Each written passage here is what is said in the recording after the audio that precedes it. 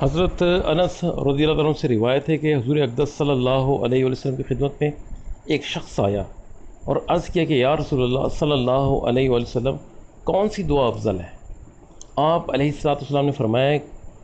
کہ تو اپنے رب سے دنیا اور آخرت میں عافیت اور معافات یعنی گناہوں سے درگزر کا سوال کرے۔ وہ دوسرے دن پھر آیا اور وہی سوال کیا کہ یا رسول اللہ صلی اللہ علیہ وسلم کون سی دعا افضل ہے؟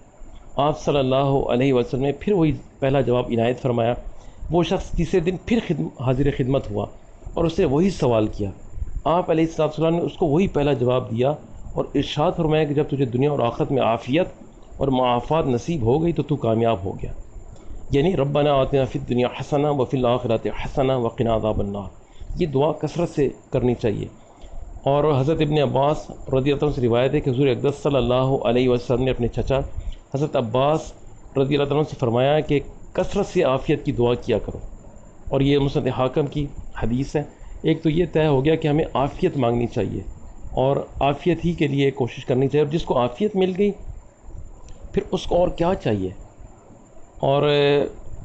ایک اور حدیث میں یوں ہے کہ اس کے لیے رحمت کے دروازے کھول دیے گئے اور اللہ سے کسی ایسی چیز کا سوال نہیں کیا گیا جو اس کے نزدیک عافیت کے سوال سے بہتر ہو۔ تو جو عافیت مانگتا ہے، عافیت کی دعا کرتا ہے، اس کے لیے جنت کے دروازے کھول دیے جاتے ہیں اس دعا کے لیے۔ اور پھر فرمایا کہ جس شخص کو یہ بات خوش کرے کہ اللہ تعالیٰ اس کی دعا سختیوں اور بے چینیوں میں قبول کرے، اسے چاہیے کہ خوشحالی کے وقت کثرت سے دعا کرے، اور یہ ترمذی کی حدیث ہے۔ تو دعا میں سستی کرنا بڑی محرومی ہے۔ دشمنوں سے نجات کے لیے اور طرح طرح کی مصیبتوں کے دور ہونے کے لیے بہت سی تدبیریں کرتے ہیں، مگر وہ نہیں کرتے ہم جو ہر تدبیر سے آسان ہے اور ہر تدبیر سے بڑھ کر مفید ہے۔ یہ سمجھ لیں کہ جائز تدبیروں کے چھوڑنے کی ترغیب نہیں دی جا رہی، بلکہ سب سے بڑی تدبیر یعنی دعا کی طرف متوجہ کرنا مقصود ہے، جو دنیا میں بھی نافع ہے اور آخرت میں بھی اجر و ثواب دلانے والی ہے۔ اور حدیث میں دعا قبول ہونے کا ایک بہت بڑا گر بتایا گیا ہے،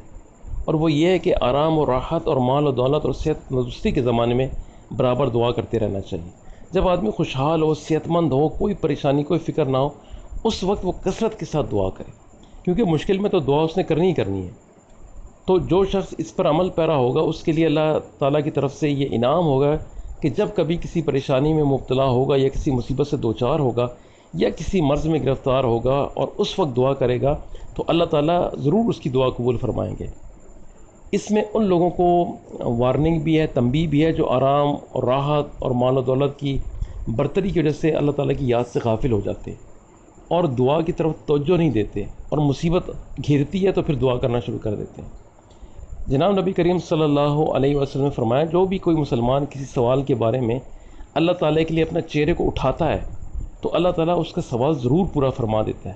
یا تو اس کو اسی دنیا میں اس کے سوال کے مطابق عنایت فرما دیتا ہے، یا اس دعا کو اس کے لیے آخرت کا ذخیرہ بنا دیتا ہے، اور یہ مسند احمد کی حدیث ہے۔ اور پھر فرمایا کہ جو بھی کوئی مسلمان کوئی دعا کرتا ہے جس میں گناہ اور قطع رحمی کا سوال نہ ہو تو اللہ تعالیٰ اس کی دعا کی وجہ سے اس کو 3 چیزوں میں سے کوئی ایک چیز ضرور عطا فرما دیتے ہیں، یا تو اس کی دعا اسی دنیا میں قبول فرما لیتے ہیں اور اس کا سوال پورا فرما دیتے ہیں، یعنی جو مانگتے ہیں وہ دے دیتے ہیں، یا اس کی دعا کو آخرت کے لیے ذخیرہ بنا کر رکھ دیتے ہیں جس کا ثواب آخرت میں دیں گے، یا دعا کرنے والے کو اس کی مطلوبہ شے کے برابر اس طرح عطیہ دیتے ہیں کہ آنے والی مصیبت کو ٹال دیتے ہیں۔ یہ سن کر صحابہ اکرام نے عرض کیا اس طرح تو ہم بہت زیادہ کمائی کر لیں گے۔ جناب نبی کریم صلی اللہ علیہ وسلم نے فرمایا کہ اللہ تعالیٰ کی عطا اور بخشش اس سے بہت زیادہ ہے جس قدر تم دعا کر لو، اور یہ مشکات کی حدیث ہے۔ اور سب نے یہ حدیث بھی سنی ہوگی کہ دعا کے سوا کوئی چیز قضا کو رد نہیں کر سکتی، اور نیکی کے سوا کوئی چیز عمر کو بڑھا نہیں سکتی، اور یہ ترمذی کی حدیث ہے۔ تو دعا ایسا پاورفل ٹول ہے، ایسا انسٹرومنٹ ہے، ایسا ہتھیار ہے، ایسی عبادت ہے کہ اس کو تو کنسسٹنسی کے ساتھ مستقل طریقے سے مانگنا چاہیے، ادب و آداب کے ساتھ مانگنا چاہیے۔ انشاءاللہ تعالیٰ میں اپنی اگلی آڈیو میں دعا کے آداب بھی آپ تک پہنچاتا ہوں تاکہ زیادہ تر آپ کو نفع نظر آئے، اور نفع کے حصول کی خاطر اور نفع کو سمجھ کے آپ دعا کرنے والے بن جائیں۔